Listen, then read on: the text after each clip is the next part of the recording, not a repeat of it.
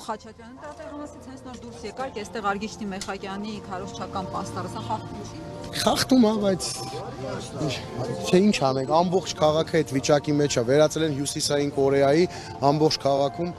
քաղաքացիական պայմանագրի կուսակցության պաստառներն են, երևի Երևանից գալուց տեսել եք, գովազդային ընկերություններին տվել են արենդայով տարածքներ, Համայնքապետարանը եւ ստացվում անես, որ գովազդային ընկերությունը մենակ իրենց պաստառներն է տեղադրում, երբ որ ընտրական օրենսգրքին համապատասխան պարտավոր է բոլոր տեխնացուների համար հավասար պայմաններ ապահովելու։ Մենք բոլոր մարմիններին, կենտրոնական ընտրական տարածքային ընտրական հանձնաժողովի համայնքապետարին գրել ենք դիմումներ, փորձելով վերցնել այդ կազմակերպության տվյալները, մեզ ոչ մեկ չի տրամադրում, այդպես էլ չկարողացան գտնել, թե որ կազմակերպության մասին է ընդհանրապես խոսքը։ Իրենք գիտեն ընտրությունները պլակատով է, իրենց ինչ-որ մի բան երևի լավացել են, ինչքան շատ ձեր պլակատը կպցրեք, այնքան շատ ձայն եք հավաքելու։ Այդ պլակատը ինչ-որ ազդեցություն կունենա Էջմիածնեցով աղաշապատության։ Իհարկե չի ունենա։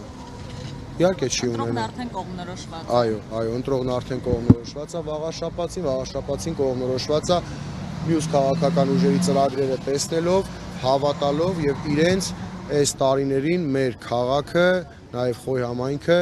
խայտարակ վիճակի հասցնելով։ Պարոն Խաչատրյան, նաև այս տարվա մեջ արդեն խոշորացված համայնքները խոշորացվեցին, հա, Խոյև աղաշապատին միացվեց, այստեղ խնդիր չեք տեսնում, այդ Խնդիրը իրենց նեղ կուսակցական շահն է, ոչ մի համայնքային շահ, որ իրանք փորձում են ասել մենք առաջնորդվում ենք համայնքային շահ, չկա նման բան։ Այստեղ ուղղակի նեղ կուսակցական հարց է, որ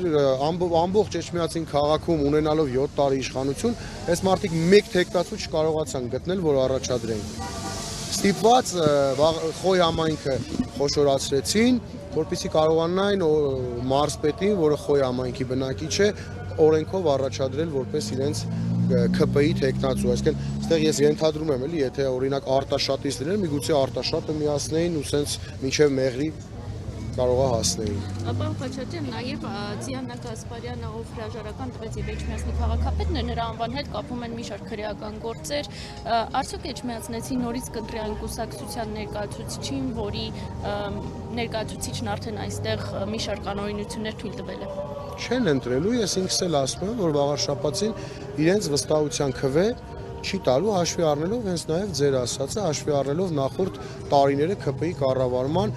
եւ Էջմիածնում եւ Խոյ համայնքում, իրեւ Խոյ համայնքում այսօրվա տեխնացուն է եղել համայնքապետը եւ գյուղացիների այս տարիների կյանքը այնքան են բարդացրել, որ գյուղացիներն իրենց մեր այդ մասնավոր զրույցներում նաեւ քարոզարշավի ընթացքում մեզ տեղեկացրել են, մեզ ասել են։ Այս ամենը իհարկե իր ազդեցությունն է տալու։